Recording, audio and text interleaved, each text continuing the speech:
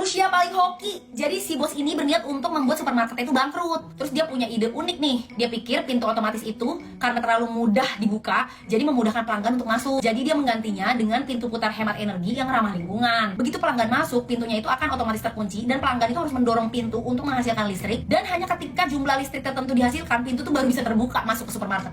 Dia mengira akan lebih sedikit dong pelanggan yang datang karena susah dibuka pintunya. Tapi anehnya malah jadi viral di internet dan makin banyak pelanggan yang datang karena mereka tidak hanya bisa belanja tapi juga bisa menurunkan berat badan. Bos itu mikir kan, meskipun dia tidak bisa mencegah pelanggan masuk ke supermarket, mungkin dia bisa menghentikan mereka untuk belanja di supermarket itu. Jadi dia sengaja memilih pemasok yang tidak diinginkan oleh orang lain dan dia naikin harga barang itu 10 kali lipat.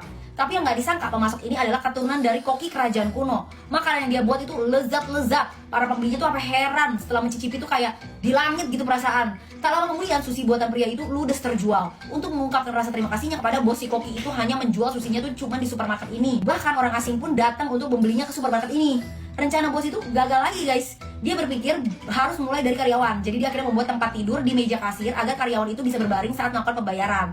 Dia mengira karyawan itu akan malas-malesan karena ini. Namun karena merasa kok baik banget bos gua ya, mereka si para karyawan malah bekerja lebih keras lagi. Dan hanya dalam hitungan 1 bulan volume bisnis supermarket meningkat 10 kali lipat sehingga mereka menghasilkan $1 juta. Bos memutuskan untuk menghasilkan semua uang ini, jadi dia menggunakannya untuk membeli tanah kosong. Dia juga memperkenalkan